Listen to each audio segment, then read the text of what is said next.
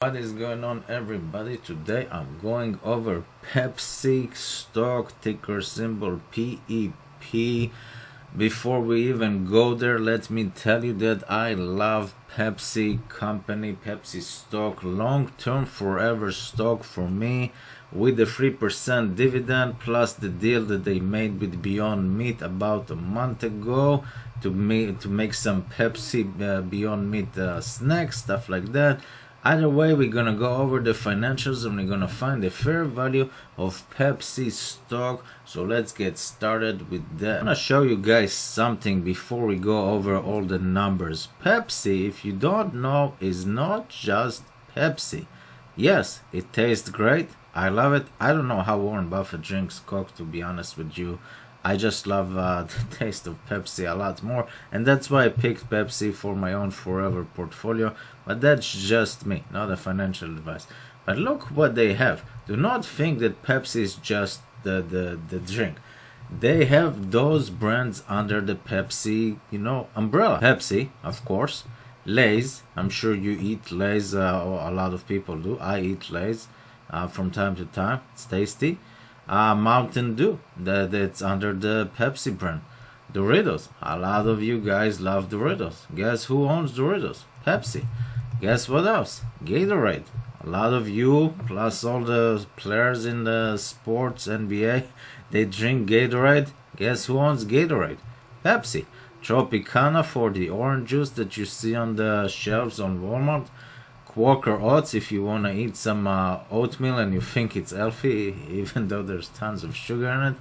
Quaker Oat is a brand that's owned by Pepsi.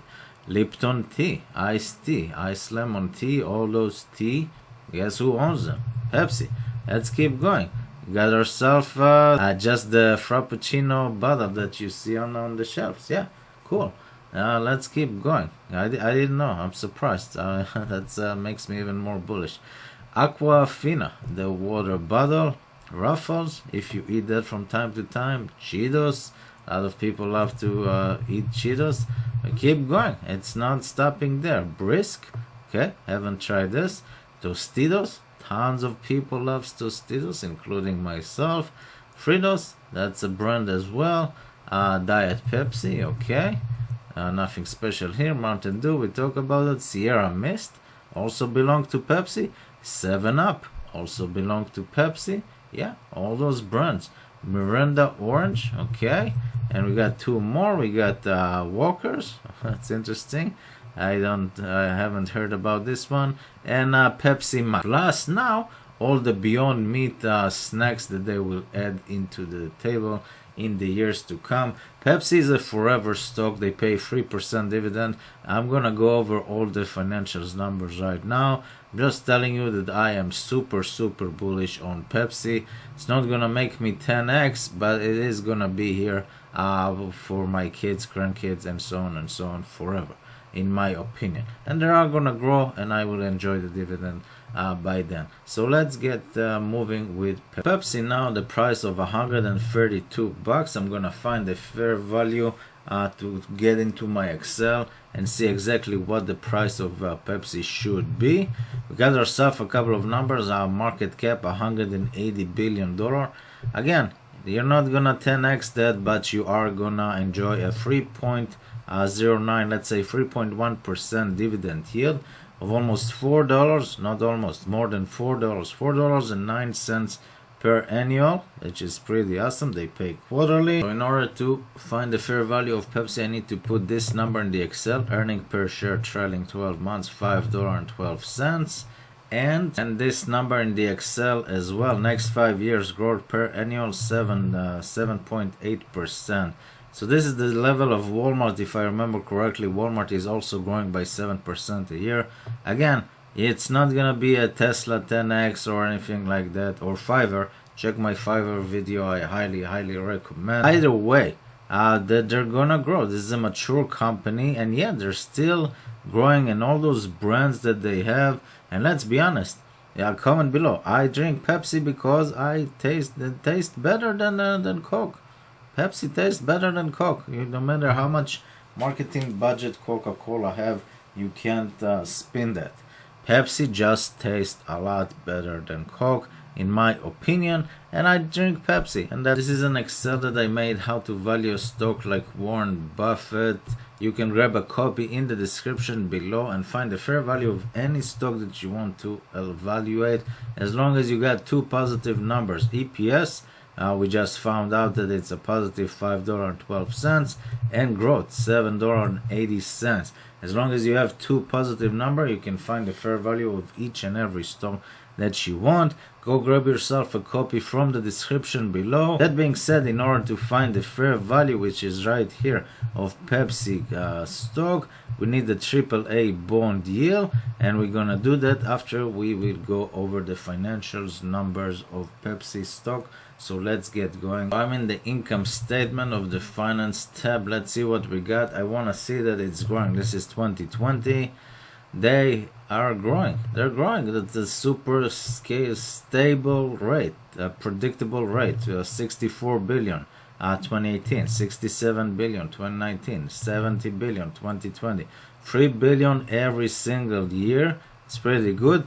Let's see the Buffett ratio that I like to find. You guys that don't know what it means, Buffett is looking for 40% gross and 20% net. Those two criteria met the Buffett ratio. Well, it's a check mark, and you just move on to the next item to get another check mark. So in order to find 40% gross, we're looking at this number, gross profit. Okay, you take 38,575, you divide it by the total revenue right here.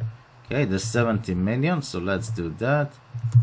372, and we got ourselves a 54% gross. That's a check mark in Buffett book. Almost 55%. That's pretty good. Let's see the net. The net you find here. Okay, 7 billion. So you take this number 77120 and you divide it again by the total revenue, 7372, and you want a number of 20% and up, and we got a 10% net. 10% net, I assume that's because of Beyond Meat acquisition, and all those acquisitions, Tostitos, Lay's, Gatorade, those are very, very powerful brand that Pepsi owns, and people don't know about it. People think that Pepsi is only Pepsi, and that's why they are in my forever portfolio. Don't forget about the 3% dividend. 10% net, yes, it's not 20, but it is what it is, and let's keep going. In the balance sheet, I want to see that the total assets is growing, and you know, they're a stable company. They're not gonna grow 10x. You get yourself 79 billion, 77 billion, 78 billion, and in 2020, look at this, from 2019 to 2020, they jumped from 78 billion to 92 billion. Why? That's a good question. I assume because a lot of people just stayed home and bought Doritos or Cheetos or Tostitos and just ate and ate and ate because we are bored and we got nothing to do, so we just eat. But this is pretty awesome. Instead of staying steady 1 billion or so growth every single year, they jumped by 14-15 billion. That's very impressive. In the total assets, I want to see the long-term liability. I found the long-term debt.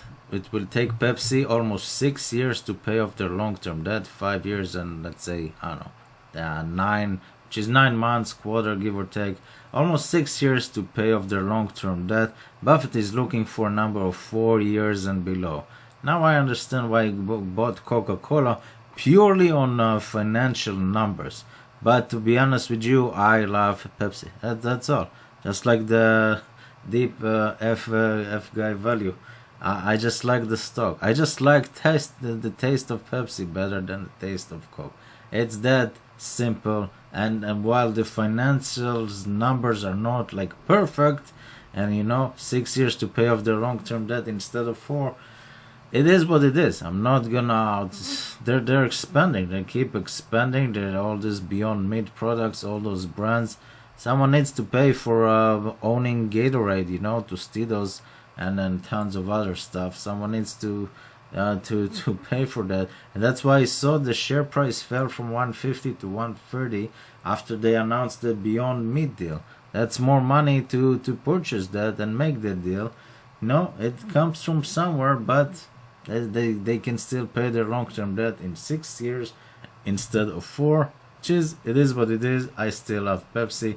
Let's keep going. In the cash flow, let's see what we got. First of all, for 2020, issue of debt, $18 billion debt, and paying debt of 6.5.